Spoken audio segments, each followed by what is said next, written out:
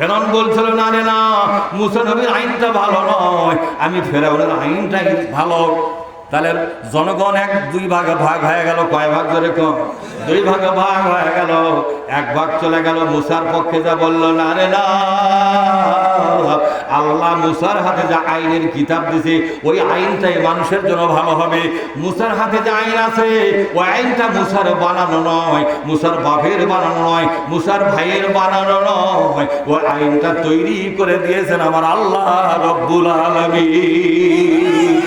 ওই জন্য ওই আইন যদি মানা যায় দুনিয়ায় শান্তি পাবো রে, এবং পরকালে আল্লাহ আমাদেরকে জান্নাত দান করবে। এই জন্য তারা মুসার পক্ষে গেল।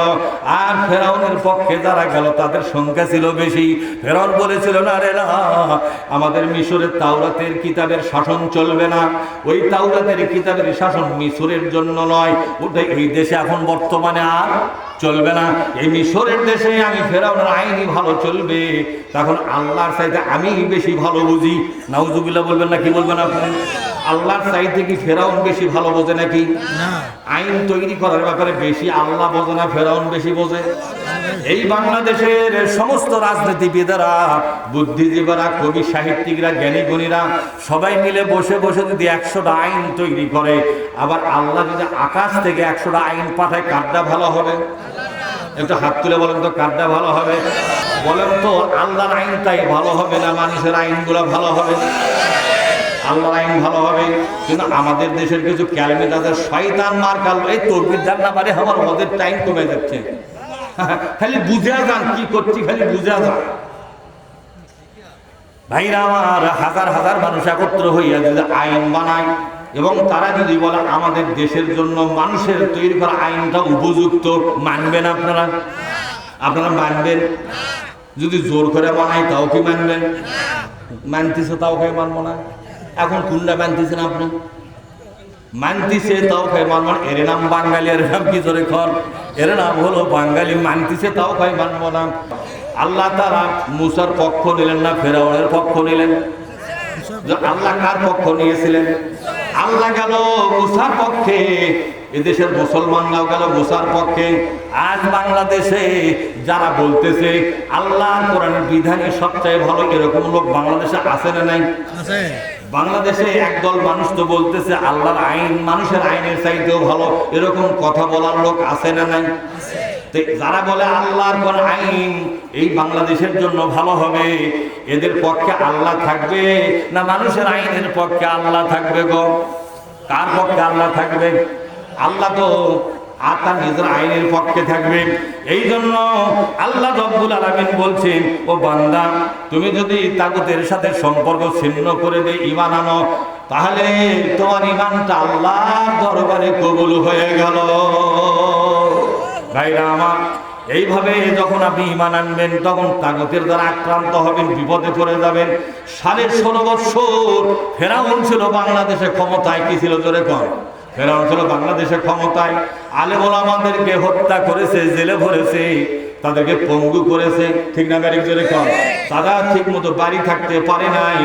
আল্লাহ পাক বলছেন, ওয়ালা নাবলুওয়ান্নাকুম বিশাইইম মিনাল খাউফি ওয়াল জু'i ওয়া নাকসিম মিনাল আমওয়ালি ওয়াল আনফুসি ওয়াস সামারাত ওয়া বাশশিরিস সাবিরিন।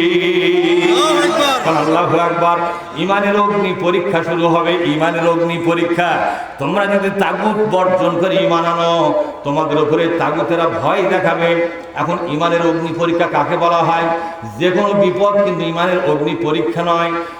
যে কষ্ট, যে দুঃখ আসবে অন্যায়ভাবে আপনার উপরে, এটাই হলো ঈমানের অগ্নি পরীক্ষা। আল্লাহ তাআলা বলছেন, ঈমানের অগ্নি পরীক্ষা ছাড়া আমি কাউকে ছাড় দেব না। ঈমানের অগ্নি পরীক্ষায় যদি পাশ করো রে বান্দা, তাহলে তুমি আল্লাহর জান্নাতের জন্য উপযুক্ত হয়ে গেলে। জোরে বলুন সুবহানাল্লাহ। ভাইরা আমার, অন্যায়ভাবে আপনার খাবার কেড়ে নেওয়া হলো, অন্যায়ভাবে আপনার চাকরি কেড়ে নেওয়া হলো, অন্যায়ভাবে মামলার আসামি বানানো হলো, অন্যায়ভাবে আপনাকে হত্যা করা হলো, অন্যায়ভাবে যে পরিমাণ জুলুম হয়েছে, এই জুলুমটা জুলুম নয় রে, এটা হলো ঈমানের অগ্নি পরীক্ষা। ভাইরা আমার, এই ঈমানের অগ্নি পরীক্ষা ছাড়া কোনো মানুষের নাজাত হবে না। ফায়সালা কার? আরো জোরে কোন ফয়সালা কার। ইমানের অগ্নি পরীক্ষা দেওয়া ছাড়া জান্নাত পাওয়া যাবে না। এখন আপনাদের বুকে হাত দিয়ে বলেন তো, আপনারা কি ইমানের অগ্নি পরীক্ষা পড়েছিলেন কিনা? পড়ছেন? কয়জন পড়ছেন আপনারা? কয়দিন আপনি বাড়ি থেকে পালিয়ে আসছিলেন? কয়দিন মানুষের গালি গালাজ খেয়েছেন? কয়দিন মানুষের পিটন খেয়েছেন, মার খেয়েছেন? কয়দিন জেল খেটেছেন গো? ইমানের অগ্নি পরীক্ষা ছাড়া, এই পরীক্ষায় উত্তীর্ণ হওয়া ছাড়া জান্নাতে যাওয়ার কোনো সম্ভাবনা নাই। ফাইসালা কার জোরে কর। ভাইরা আমার, ইমানের অগ্নি পরীক্ষায় পাশ করা লাগবে। আল্লাহ পাক বলছেন, আমি জানতে চাই ইমানের অগ্নি পরীক্ষায় কারা কারা পাশ করলো, কারা কারা ফেল করলো, এটা জানার আগ পর্যন্ত কাউকে আমি ছাড় দেব না। ফায়সালা কার জোরে কর। আর জোরে বলেন না ফায়সালা কার। ও বন্ধুরে, আল্লাহ তাআলা বলছেন একটা কথা আমি বলবো, ইমান চলে যাওয়ার একটা কারণে বলবো নাকি? ইমান আছে কিন্তু থাকবে না। ইমান কিন্তু নোটিশ দেওয়া যায় না, এমনিতে চলে যাবে। আল্লাহ বলছেন, ইয়া আইয়ুহাল্লাযীনা আমানুত্তাকুল্লাহা ওয়া যারু মা বাকিয়া মিনার রিবা ইন কুনতুম মুমিনিন। আল্লাহু আকবার। ও ঈমানদারেরা, আল্লাহকে ভয় করো। কাকে ভয় করো? আল্লাহকে ভয় করো। ভয় করার মানে কি? আল্লাহর ভয়ে কবিরা গুনাহ ছেড়ে দাও। আল্লাহকে পাওয়ার জন্য ফরজ ইবাদত করো। এই দুইটা একত্রে বলা হয় আল্লাহর ভয়। আর যারু মা বাকিয়া মিনার রিবা, আর সুদ ছেড়ে দাও। কি ছেড়ে দাও? জোরে কর। সুদটা ছেড়ে দাও। সুদের সাথে সম্পর্ক থাকলে ঈমানটা ভেঙে যায়। ওযু করার পরে ওযু নষ্ট হয় কিনা? কথা কয় না বারে? শীতের ভিতরে ঠান্ডা পানিতে ওযু করলে ওযু মনে হয় নষ্ট হয় না? ওই তো পায়খানা করলেও ওযু যাবে না যেহেতু ঠান্ডা পানিতে ওযু করছে। কথা কন না কেন? পানি খুব বরফের মতো পানি, এই জন্য ওযু করেছে। বাই কাটতেছে, পায়খানা করতেছে, করছে ওযু কর, করছে ঠান্ডা পানিতে ওযু করছে, ওযু যাবে না? ওযু যাবে কি থাকবে? যাবে। ওযু করলে যেমন ওযু ভেঙে যায়, ওযু ভাঙার কিছু কারণ আছে নাই? জোরে কর। ঠিক ঈমান এনেছেন আপনি, ঈমান কিন্তু ভেঙে যায় কিছু দোষের কারণে। কিসের জন্য? জোরে কর। কিছু কিছু অপরাধ করলে ঈমানটা ভেঙে যাবে, ঈমানটা থাকবে না, ঈমানটা নষ্ট হয়ে যাবে। তার একটা কারণ বলেছি, তাগুতের সাথে সম্পর্ক থাকলে ঈমান চলে যাবে। 2 নম্বর হলো সুদের সাথে সম্পর্ক যাদের আছে তাদের ঈমান চলে গেছে রে। তারা বেঈমান হয়ে গেছে। তারা বেঈমান, তারা বেঈমান, তারা বেঈমান।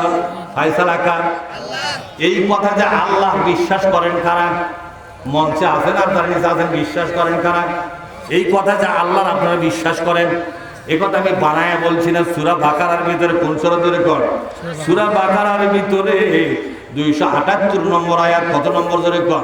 278 নম্বর আয়াতের মধ্যে বলছেন, ইন কুনতুম মুমিনিন, ঈমান যদি বাঁচাবার চাও, আল্লাহ বলছেন ঈমান যদি বাঁচাবার চাও সুদের সাথে সম্পর্ক ছেড়ে দাও।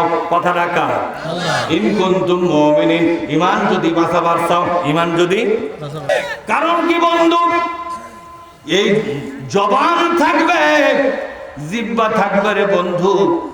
জীবনটা চলে গেলে দুটি ওঠ আর নড়বে না, এই জিহ্বার নড়বে না। ওই আল্লাহ নামের তাকবীর আর দেওয়া যাবে না। ঠিক না বেঠি? অথচ আল্লাহ কোরআনে বলেছে, ও বান্দা ও রাব্বাকা ফাকাব্বির। বলেন, ও বান্দা ও রাব্বাকা ফাকাব্বির। বান্দারে আমার নামে তাকবীর দিও, মজা করে করে তাকবীর দিও।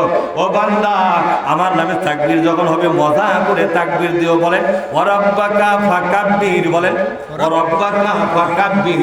আমার নামে তাকবীরটা মজা করে জোরে জোরে করে দিও। কে বলেছেন? জোরে কর। আল্লাহ বলেছেন, আমার নামটা যখন আসবে বান্দা, আমার নামটাকে তোমরা জোরে জোরে করে বলিও। নারায়ে তাকবীর। না, কণ্ঠের সবটুকু শক্তি বের করে বলতে হবে, নারায়ে তাকবীর।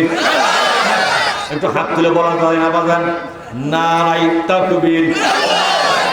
আল কোরআনের আলো। ঈমান যদি বাঁচাবার চাও, এই কথাটা কে বলেছেন? জোরে কর। ইন কুনতুম মুমিনিন। ভাইজান আয়াতটাকে বলবেন আমার সাথে। ইন কুনতুম মুমিনিন, যদি তোমরা ঈমানটাকে বাঁচাবার চাও, আমি কিন্তু তোমাদের ইমানের মরণ দিয়ে দেব। তোমরা মরো না, কিন্তু তোমরা মরার আগেই তোমার ইমানটা মরে যাবে। মানুষ বেঁচে থাকবে, ইমানটা কি হবে? অথচ ইমান কিন্তু এনেছি জন্মের অনেক পরে। কথা কন না কে? যাই এনেছি জন্মের অনেক পরে রে বন্ধু, তা মরার আগেই যদি মারা যায়, এটা আমার সফলতা না ব্যর্থতা? ভাইরা আমার, কারো করে ইমান মারা যায় মরার 40 বছর আগে, কারো করে ইমান মারা যায় মরণের 50 বছর আগে, কারো করে ইমান মারা যায় মরণের 60 বছর আগে। কেন মারা যায় তা কি জানেন? এই জন্যই মারা যায়, এই জন্যই মারা যায় তাগুতের সাথে সম্পর্ক থাকার কারণে। জুমার নামাজ বাতিল, 5 ওয়াক্ত নামাজ বাতিল, হজ বাতিল, সব কিছু বাতিল হয়ে গেল। লোকটা ইবাদত শূন্য হয়ে গেল। লোকটা আশা করে কিয়ামতের ময়দানে যাবে রে, 10টা হজ, 50টা ওমরা, এতিমখানা দিছি 1 কোটি টাকা, মাদ্রাসা 2 কোটি টাকা, 10টা মসজিদ বানিয়ে দিয়েছি, হাজার হাজার মানুষের কল্যাণ করেছি, রাস্তা দিয়েছি, ঘাট দিয়েছি, ব্রিজ দিয়েছি, কালভার্ট দিয়েছি, কত মানুষকে কাপড় দিলাম। আল্লাহ পাকের দরবারে আমি অনেক কিছুই পাবো। লোকটা যখন পরকালে উঠবে রে বন্ধু, কোরআন আমার সামনে দেখবে আমলনামার মধ্যে সাদা হয়ে গেছে। কি হয়ে গেছে? জোরে কোন, জোরে কোন না, কি হয়ে গেছে? ওয়ালাকাদ উহিয়া ইলাইকা, বলে ওয়ালাকাদ উহিয়া ইলাইকা ওয়া ইলাল্লাযীনা মিন ক্বাবলিকা লাইন আশরাকতা লা ইয়াহবাতান্না আমালুকা ওয়া লা তাকুনান্না মিনাল খাসিরিন। পালাবার সময় আল্লাহকে বলছে, আল্লাহ যেখানে পালাই বাংলাদেশ আমার ঠিকানা। ঠিক না? ঠিক। পালালে বাংলাদেশেই পালাবো, হাসপাতালে গেলে বাংলাদেশের হাসপাতালেই ভর্তি হব রে। যদি বাড়ি থাকি তো বাংলাদেশের বাড়িতেই থাকবো, আর যদি কবরে যাই বাংলাদেশের গোরস্থানই আমাদের ঠিকানা। কারণ তুমি দয়া করে আমাকে বাংলাদেশি বানায়া দিছো। ঠিক না? জোরে কোন। আমরা জন্মগতভাবে বাংলাদেশের নাগরিক।